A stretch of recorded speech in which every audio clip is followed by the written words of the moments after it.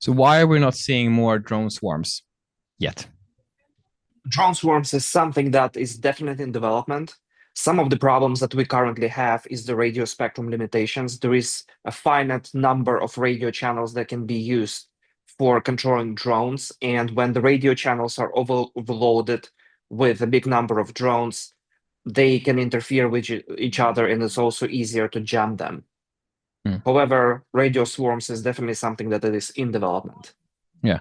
Well, I mean, I saw a company called Swarmer, this Ukrainian company, like a year ago already, and they were talking swarm something. So what is it that what do we currently see in the battlefield?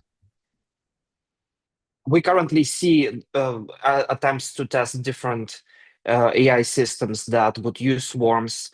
However, this is not a practice that has been reliably established. And one of the reasons, of course, is that the AI algorithms that we're currently having, they are quite cumbersome for using, and they are not always precise yet for controlling different swarms. At the same time, these are the advanced AI-based swarms, what we kind of imagine when we talk about this topic.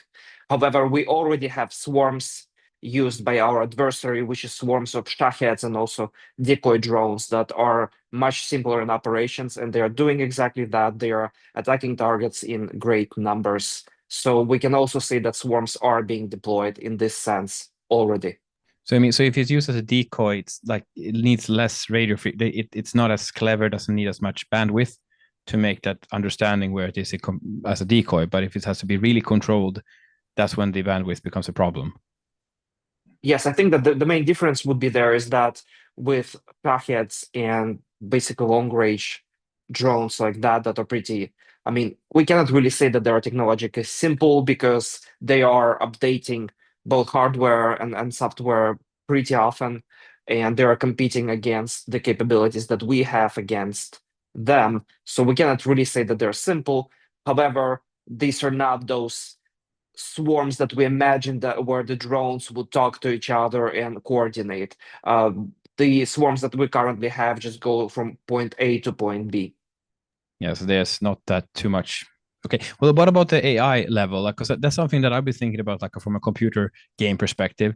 Like the AI is always better at shooting you or killing you because it knows where you are. Like, it can do everything better because I'm thinking if I'm controlling a drone with my bare hands and trying to, and I see these videos how they turn and in flight, and I was like, that's really difficult. And I would think that it would be much easier for an AI who can control all the rotors and everything perfectly, could just hit a target much easier. So why are we not seeing more wide use of AI than I thought by this time should be used on practically every drone?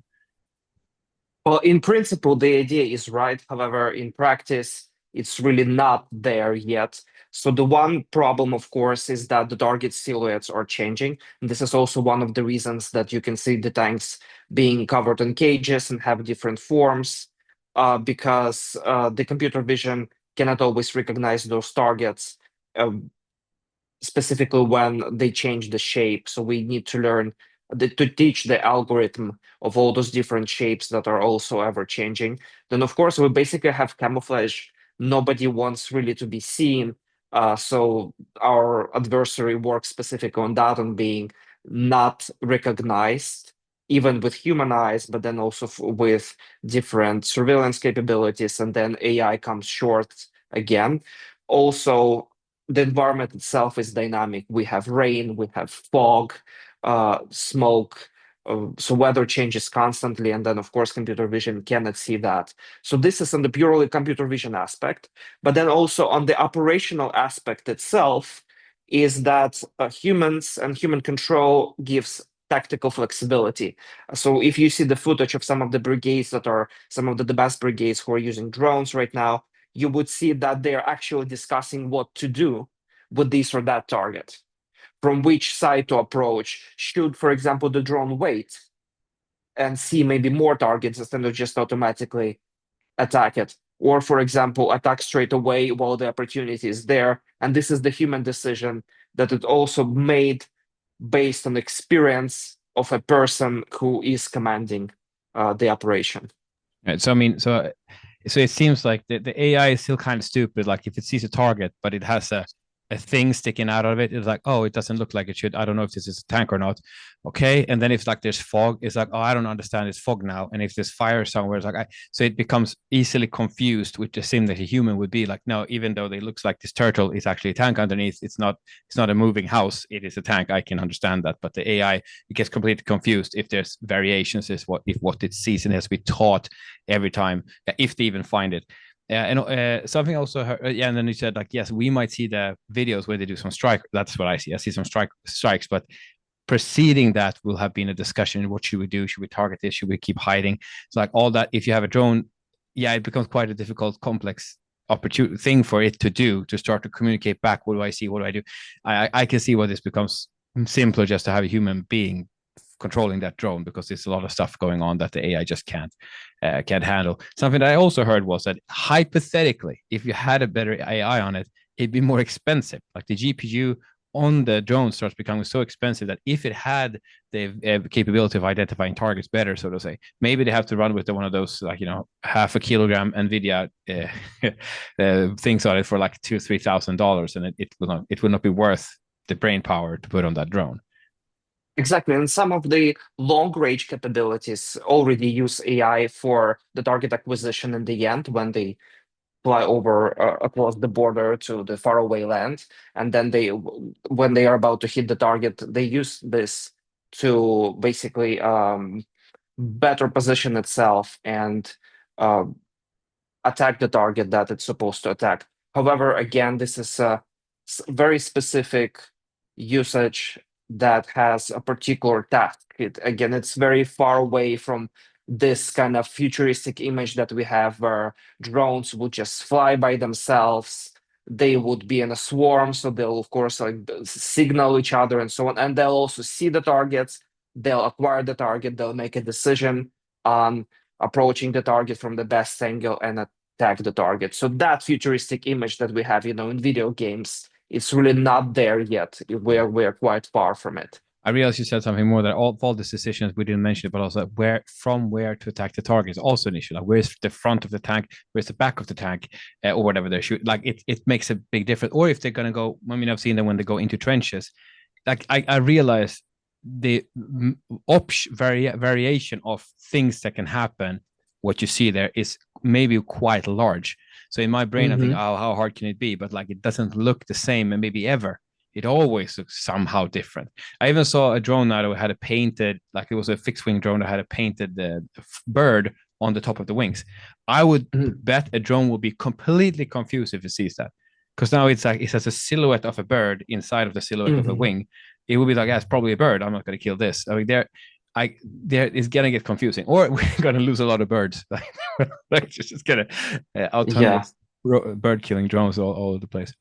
Well, but yeah, what about the which yeah, would not be the purpose. yeah, exactly. What about the fiber optics then? Because we've seen it now. I don't know, for a year, 2 years, we've seen it, and to me, it's like feels like a horror show to not even be able to jam it. So, how do you see that? What is the current like battlefield use of the fiber optics right now? Well, some of our commanders saying that fiber optics has been innovation that we missed on our side, and our adversary basically came up with this idea and started using it, and we're catching up with that. Of course, the main idea of the fiber optic drone is that it cannot be jammed by electronic warfare because it doesn't use the radio connection, so this connection cannot be intercepted. However, the cord itself or the cable is the advantage and the disadvantage of this drone, because in principle you could have a drone flying 100 kilometers, for example. However, you need a really, really long cable, and the cable can get intercepted, it can get damaged, it can stuck in trees. It can basically, even the propellers of the drone itself sometimes can hit the cable. So on the one hand, yes, it is protected from electronic warfare. On the other hand, the cable itself provides a lot of limitations. Also, the drone becomes a little bit heavier with the cable. So the usage of this kind of drones is about 30 kilometers, not more. But in principle, it could be longer. It's just the cable itself is kind of what's very fragile in a drone. And then, of course, custom maintenance, because we're talking about the war economy where we need to have the balance of the cost effectiveness of the targets that are being hit and all the um, finances that are required for establishing the capabilities, basically having the drones, and then this kind of drones, they just cost more than the regular radio frequency based drones. And I guess like So it's they, almost impossible to fly back, like because it gets stuck. It's zigzagging through trees. Because somebody told me that as well. Like if you go high, the wind catches this thing and starts pulling it. So you have to yeah, fly low, like 2-3 meters off the ground to go. And so you zigzag between trees and stuff. So I mean, it becomes basically a one way drone. Like you can't get back with it. So I guess then I mean, not all drones come back, but like hypothetically, it becomes very hard. And then you lose this cable too. Like you pay all this money to set this cable up, and you're going to lose it. So you can basically only put it on one-way drones. Like the drone will not come. mm, Well, I don't know if you capture the territory, maybe you can catch it back. But yeah. But also I heard that this is used also for like they create basically become mines. Like that you can drive them to some and land them, and they just stay there until there's a troop movement or something. And they jump up and strike. At least I've seen that on some videos. yes. However, even drones that are based on the radio frequencies are used for the same purpose, Mm. for being basically a remote mine. I think that what's important here to understand is that really, like, there is no silver bullet, or what our German friends back in the days used to call it Wunderwaffe. There is no such thing.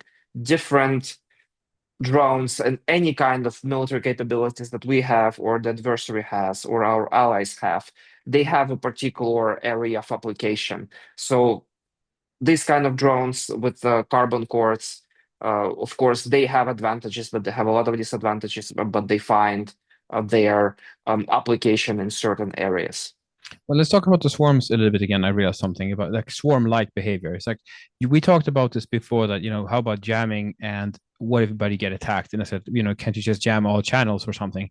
Or so, and you said like, well, maybe like if there's one drone attacking you, you might be able to do that. But there's so many channels and they're jumping the channels. And that means that you're not attacked by one drone. You're going to be attacked by, 5 at the same time or something like this, or 10, which means that you don't even have there's not enough jamming available to shut down all the drones coming at you. Like we talked about this like some weeks ago. Could you maybe tell some more about that perspective? Yeah, on the one hand, I mean, the problem is that when you use many radio channels, basically the drones themselves can get confused between the Mm-hmm. radio channels. So, like, having load on the radio frequencies can sort of decrease the effectiveness of the whole approach itself. So you don't really, we're not talking now about the enemy trying to shut down the channel. We're just talking about the channels being overloaded by drones. So that, again, an advantage of having many drones, but then it immediately creates a Yeah. disadvantage and weakness. And then, of course, we still have quite serious electronic warfare capacity that can basically be directed on a certain part of the battlefield, and then the electronic warfare can just shut down the whole swarm. Yeah. So we can basically lose the whole swarm to one quite medium range, for example, or medium size and a big size electronic warfare system. Yeah. Well, what would you say like based on what you're saying now, what do you see if, as a founder here or something, what should I be thinking about solving? Like where do you feel the issues are right now that needs to be fixed here? I think one of the interesting topics right now. Well, firstly, what we have seen this year that was not as widely used before, and we have seen evolution of using different drone capabilities starting from 22, when everybody was in love with Turkish Bayraktar, that then from 23, which has not been much in use and now has completely phased out from the battlefield, to introduction of FPV drones, of course, the good old DJI Mavic and the drops from them. So these things have changed a lot, and what we have seen and are changing, and what we're seeing this year is the introduction of a more wide use of ground vehicles that are becoming better and finding their application in different scenarios more and more. However, apart from, of course, AI and the swarms and the target recognition, which are, as we discussed, are unsolved problems yet fully. I would also like to emphasize the interconnectivity and connection between the different types of drones, and specifically, for example, between UAVs and UGVs. This is something, a field that looks promising and where technology is being developed as well. Yeah. I just did a post today that was from the Counteroffensive Pro, and they mentioned that the artillery units now are used. They're running one-on-one. One artillery unit is like one pipe, like they don't go together as like a battery anymore, and they have their own spotters. And that to me was I was like, what? Because I'm used to like sending coordinates like, okay, we have enemy here and here and here. You guys fire, but apparently that doesn't really work. Like they have to have their own spotters, drone up to the front and see what they're shooting at. I mean, that must delay the fire tremendously. So I don't know if you know anything about this, but I was thinking that has to be solved, because otherwise, and there was somebody else who told me like you see a target, but it takes too long to counter fire, so it can disappear before you shoot at it. I don't know if you have any opinion on this. I was just curious. What do you mean by spotters in this context? At least what they wrote in the Counteroffensive Pro was that when the artillery have their own drone pilots or that can drive up to look what they're supposed to shoot at, while I would imagine, like if I was a soldier in my unit, the people on the front would spot and give coordinates back to the artillery, who then fires within some minute or something, depending on how they're set up. But because we would be like vertically integrated or something. But here it is as if the artillery is all kind of operating partly, not fully autonomously, but they are their own unit. They have their own spotters. They shoot themselves. They load them. Like everything is contained. Normally, spotters might be inside of the company, for example, which is not the same company as artillery. Yeah, I think what we see now is that we are reorganizing our army, forming the army corps. So this is very much work in progress. However, we see that drones are being used by different units, and some of our commanders are saying that, well, the war of the future will be where basically any kind of troops would have their own drones or robotic systems that would be assisting them. So that would go for artillery units, that would go for heavy armor units, that will go for different types of infantry units, and so on. Yeah, I guess it makes it. I mean, I was also thinking myself, like I did my service 15 years ago. We didn't even have a screen. I was on a command tent and we didn't have a screen there. Like it was all pen and paper. So now I bet it looks quite different. And with I would not want to go anywhere without the drone myself. Like if it's like here's a house, I'm like I'm not going anywhere near that if it's not checked by a drone. Like I'm not walking if I don't know that where I'm going to, there's nobody's going to kill me, because now they can see me, I can see them. Like there's no need to go and put your head up to see if the opponent is there. It's just a very risky maneuver. So I guess it makes sense to have drones on the artillery pieces. I also think that based on that new, I mean, I think I did a video on that too. Yeah, or no, there's not a video about it, but the reorganization to a core structure apparently is a new concept or inside of the Ukrainian army, which means that probably previously one brigade contacted the artillery, say, please shoot. And then the next day, another brigade contacts the artillery. And then the third day, another. So there was no normal path for communication where they could trust that I don't know what's going on here. So I could see that as an artillery commander, I would like to know what I'm firing at, because I'm getting mixed. There might be even 3 brigades asking me for fire support. So I don't even know where to go, who to shoot at. So I can see the point in having that while this core system is not really fully implemented yet. So I could see that. But anyway, okay, let's go back to the questions here. So the intercom between drones, fiber drones, we talked about that. Let's see, we have a list here. That's what I'm going through here. So let's talk a little bit about you, Yuri. So what does Resist Labs do? What's your thing? How come we should listen to you here in this podcast? Resist Labs helps Western innovators to learn from Ukrainian experience on the battlefield. As we say that this is not experience that we ever asked for, but since we have it, we have to use it for our common security with our allies and our common defense. And what we see here is that things basically change every second week. Technology sometimes changes fast, specifically, for example, Shaheds that are being updated. I remember I spoke with one European company, I think in May this year, that was thinking about launching a product that would be a Shahed countermeasure. I don't know how far this company progressed still, but I know that Shahed have had maybe 2 or 3 updates in the past 3 months already. So it is very likely, and we see it all the time that the Western technology that comes to Ukraine, when it comes to Ukraine, is already obsolete. Because if you don't have access to this ever-changing situation on the battlefield, you just out of touch with reality. This is armchair innovation that has no application. So the goal of our company is to help Western innovators to have access to this knowledge and understanding of both the capacity, capabilities, but also the challenges and the problems. And our co-founder is serving in the armed forces of Ukraine, so we have direct access to this knowledge.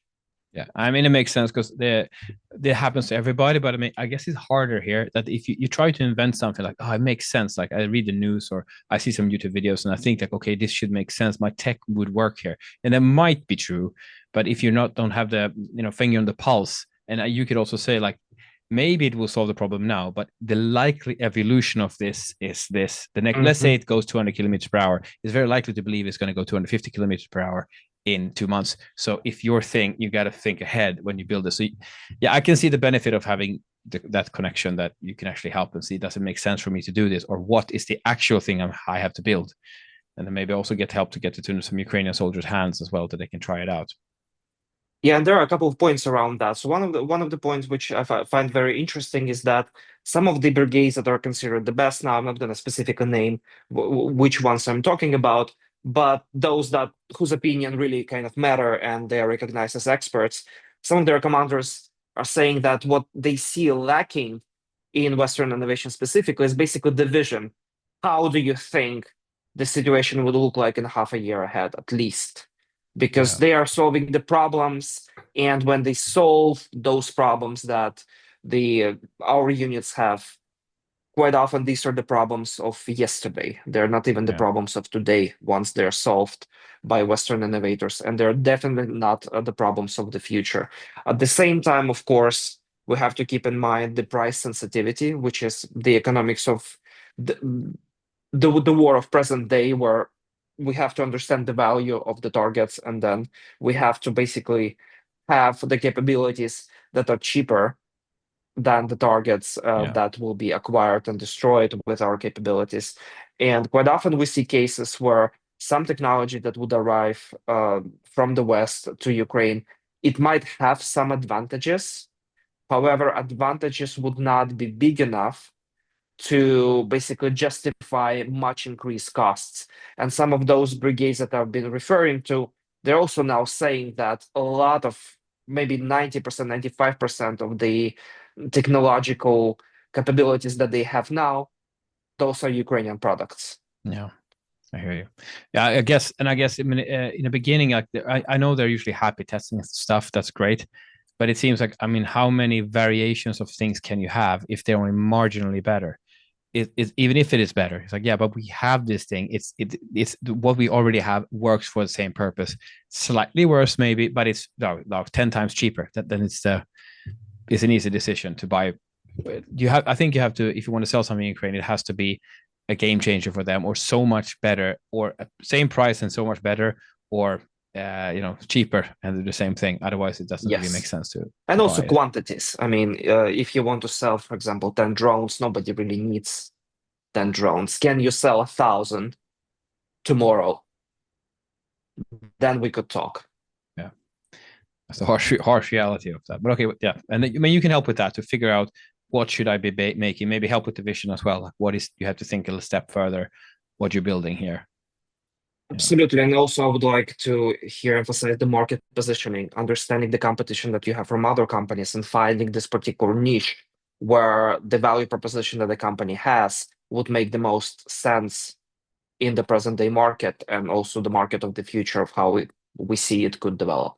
Yeah. So this is definitely the way how we can additionally support Western companies. Yeah.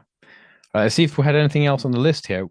Well, do you have in 2025? You had what have you seen at the change of drones in this year so far? What's the new things that we're seeing? That would be UGVs and their introduction and more widespread use. At the same time, what I think is important to understand, and I don't really see that being kind of pronounced often enough, is that because things are developing fast, we sometimes don't really have one standard for all brigades, which means that there are needs, operational needs that are being solved in different ways by different brigades. For example, when we talk about medical evacuation, some brigades and some people and some medics still prefer to use, for example, motorcycles or cars because it is faster and it is possible to has higher chances to avoid FPV drones. However, you also need a driver for that, a human being. So you put that human being under huge risk for evacuating a wounded soldier. Some brigades and some commanders now use UGVs that are slower. However, you can basically just use UGVs without putting another person under the risk for saving a wounded soldier. And different commanders, different brigades make these decisions on their preferences. So Yeah. this example of UGVs that we see now, brigades are using more.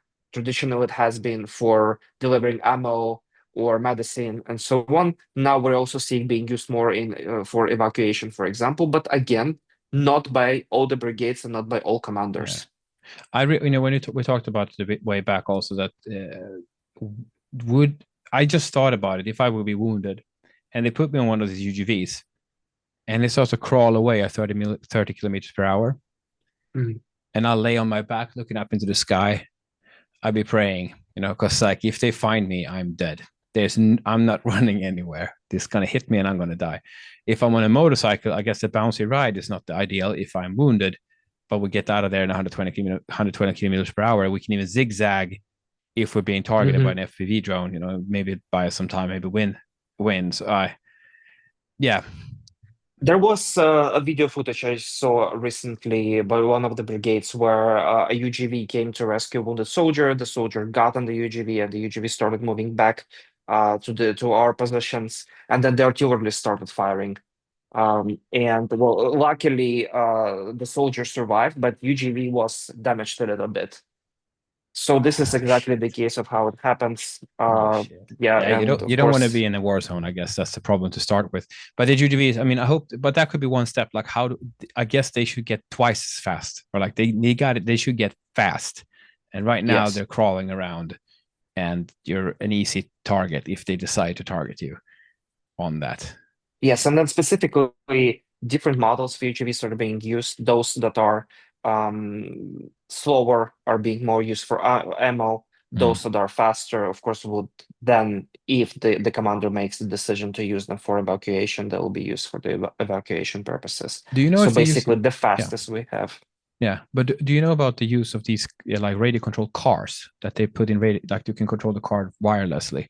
Because that's I've seen it on one or two companies that are working on that type of technology, like a normal truck, but no, there's no real driver. The driver is sitting playing a computer game, basically driving the car from afar. But this is the same thing out with the UGV. Mm, Um, I think that they are being used again in some cases by some brigades. Here is the thing, because we don't really know who experiments how all the time, So I think it would be safe to assume that uh, if we're talking about UGVs that are being still radio controlled, or at least let's say not necessarily radio, but remotely controlled, the same thing goes for cars or like baggy yeah. cars as well. And I guess, I mean, also what you're saying, I guess, is that because there has been no silver bullet yet, like there's no solution that on average works well. That's why we're seeing variations across the battlefield. I mean, if we talk about, some type of drones, not everybody has drones now. So on average, you need drones. But like on the UGV, at least on the Medi evac, we haven't found a solution that kind of average works well. So I guess, but I mean, I guess we will, but it needs, yeah, we should go faster. But that's really good that they are starting using them. And for the ammo drop, how much do you know about that? Because I also thought about that must be extremely dangerous. Let's say even if it's done by a UGV, like going up and getting that stuff and then go back in the trench, that must be extremely dangerous. Yeah. You've been dangerous for whom? For Well, the soldiers that are yeah, if getting the if they're in the ammo. trench, yeah, because you gotta get Well, up and get exposed. that depends on the model because some of the UGVs can go into the trench as well. Uh, So it really, again, it depends on how a particular part of the battlefield is organized well, that makes and sense in also which then situation. to build the trench in such a way that you can have a UGV drive into it. Yeah, Yeah. I guess so. And I guess then also there has to be like, are you ever like, for to your knowledge, is any trench ever hidden? Where it's like, would they always know that here is a trench and there are people in it? Because like if you get, I mean, I think you get closer to the front line, like because it's so visible. Like if, digging is visible, and even if you try to cover it with branches and stuff, you can. I would expect it to be very hard. Like what I'm wondering how you survive, how anybody survives being on the front line. That's what I've been thinking about. I think an answer to this question would be very simple. It depends, because again, when we talk about trenches, there are different things that we imagine, right? Some of the trenches are just foxholes, basically, where yes, you might not know that people are there. If we're talking about the trenches more like standing up size on the First World War, as we imagine, the trenches of the First World War, yeah, that's kind of evident that they'll be, let's say, more visible than the foxhole. So again, depends. Yeah, I got you. Well, is there anything else you'd like to add? We're on our is the timer on this call is timing out. So, do you have anything you want to add that you think is really good for us all to know? Yeah, I think that the first thing is that speaking about drones is a little bit special because it's the same as speaking about cars. What kind of drones are we talking about? Even if we forget about, the main, well, we have naval, we have ground, we have aerial drones. So this is first thing. But even if we talk about aerial drones, what kind of drones they are? Bombers could be light bombers, could be, DJI Mavic repurposed for dropping grenades, which something that has been used basically since 2015, 16. So during when the war was only in eastern Ukraine, when Mavics Yeah. were started using, but then they have been improved and so on. Then they have the heavy bombers. Then we have surveillance drones, and we have FPVs, but we also have long-range kamikaze drones. So really, speaking about drones is hard because it's speaking about one huge industry. But then the future that we see is that different kind of robotics systems will be used by pretty much any units in the army of the future, and then we'll see all kinds of both the ground vehicles, for example, that would be interconnected with aerial vehicles and would be connected to, again, heavy armor unit, for example, because the heavy armor also will not disappear. There have been so many talks about that tank will be, basically a thing of the past. We really don't see that. It's just it will be used, and it is used now differently, and somehow in the future it will evolve again with the addition of this autonomous systems that would assist and repurpose and rewrite the application of the heavy armor, for example. And the same goes back to your question about artillery, that artillery of the future will be potentially using not only aerial drones, but also ground vehicles as well, UGVs. Yeah. And on the tank, I think I compared that to like a caged tiger or something. And like the cage is basically the drones, that it cannot get away from the drones. But if the drones are taken care of, it will wreak havoc if it gets a chance, because tanks are extremely powerful, but they don't get the chance. It's like they're held back. They're holding reining them in. But as soon as the drones are, if there's a way to take care of the drone threat towards tanks, I mean, they're still dangerous, but that even with the drones. But if there's a way to counter it, most of the drone fears of a tank, well, they are very much back. So I think it's a time which will figure out how to take out the drones with some type of turret or something. That's my imagination. Yeah. Yeah. Well, we should still not forget about the anti-tank systems that have also been widely used. Javelins, for example, Ukrainian Stugna, that have been used in the beginning of the full-scale invasion in 22 a lot and very effectively to stop the columns of Russian tanks. So when there is a measure, there is a countermeasure, and there is no silver bullet or Wunderwaffe that would basically be a game changer. Different capabilities have application for different operational needs. So you're trying to say that the tank is actually a death box? No, not really. I'm joking. Well, yeah, but that's part of it depends on the situation. Yeah, exactly. Yeah. This is the most reasonable answer to that. Depends on the situation. All right, but we don't have very few minutes left here. Thank you very much, Yuri, for the conversation. Love talking with you. I will put all the links so people can find you. And if you want to develop your stuff with Ukrainian intelligence, you should talk with Yuri. Thank you. It has been a pleasure. All right, thank you.